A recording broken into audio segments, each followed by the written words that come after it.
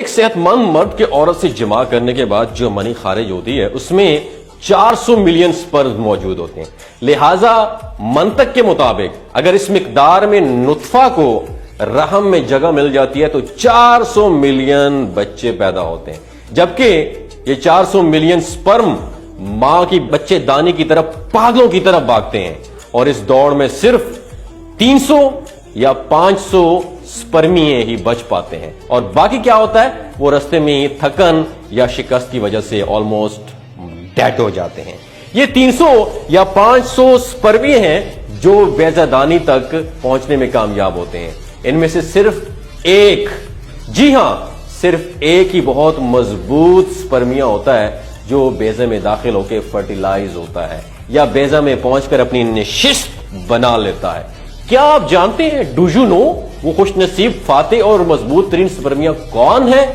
جی بالکل، وہ خوش نصیب سپرمیہ آپ، میں یا ہم سب ہیں.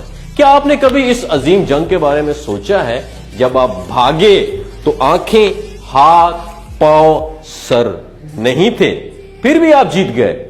جب آپ بھاگے تو آپ کے پاس سرٹیفکیٹس، ڈگریاں نہیں تھے، آپ کے پاس دماغ نہیں تھا، لیکن آپ پھر بھی جیت گئے اور اس دنیا میں آنے میں کامیاب ہوئے.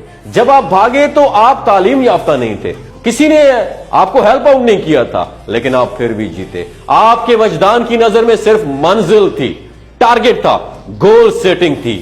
جب آپ بھاگے اور آپ ایک ہی ذہن کے ساتھ بھاگتے رہے، آپ کا عزم وہ منزل تھی اور آپ آخر میں جیت گئے. آپ کے بعد بہت سے بچے ماں کے پیٹ میں کھو گئے لیکن آپ موجود رہے. آپ نے اپنے 9 مہینے پورے کیے اور آج آپ گھبراتے ہیں جب کچھ ہوتا ہے تو آپ مایوس ہو جاتے ہیں. But why? آپ کو کیوں لگتا ہے کہ آپ ہار گئے ہیں؟ آپ نے اعتماد کیوں کھو دیا ہے؟ اب آپ کے پاس دوست ہیں، بہن بھائی ہیں، سرٹیفکیٹس، ڈگریاں ہیں، سب کچھ تو ہے میرے دوستو. یہاں ہاتھ پاؤں ہیں آپ کے پاس، تعلیم ہے، پلاننگ کے لیے بہترین دماغ ہے، مدد کرنے کے لیے لوگ موجود ہیں، پھر بھی آپ نے امید کیوں ختم کر دی ہے؟